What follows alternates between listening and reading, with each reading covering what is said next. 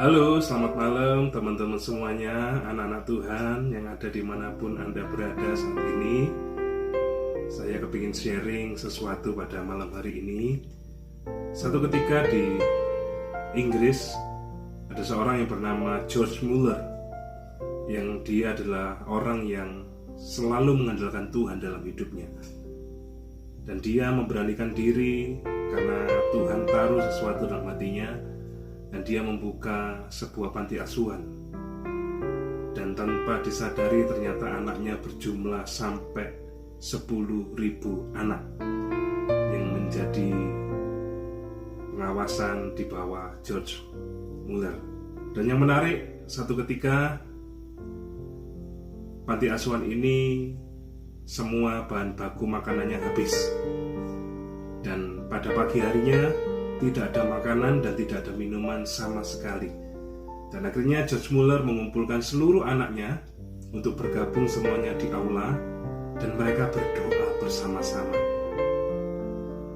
Mereka berterima kasih kepada Tuhan atas makanan yang akan dikirimkan oleh Tuhan.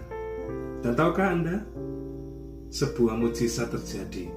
Tiba-tiba datanglah seorang bakery lokal di sekitar panti asuhan itu, dan dia datang ke panti asuhan itu dan menceritakan bahwa semalaman-laman dia tidak bisa tidur karena dia merasa Tuhan menyuruh untuk dia mengirimkan roti untuk anak-anak panti asuhan itu.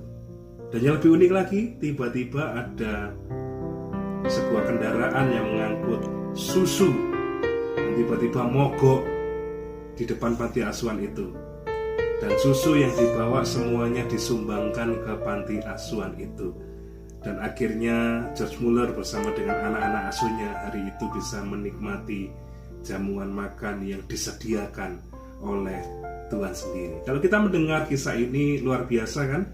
Makanya apakah Anda berani mengambil keputusan untuk hari-hari ini Anda memutuskan untuk percaya kepada Tuhan, Allah yang menyediakan, Allah yang mencukupkan. Putuskan.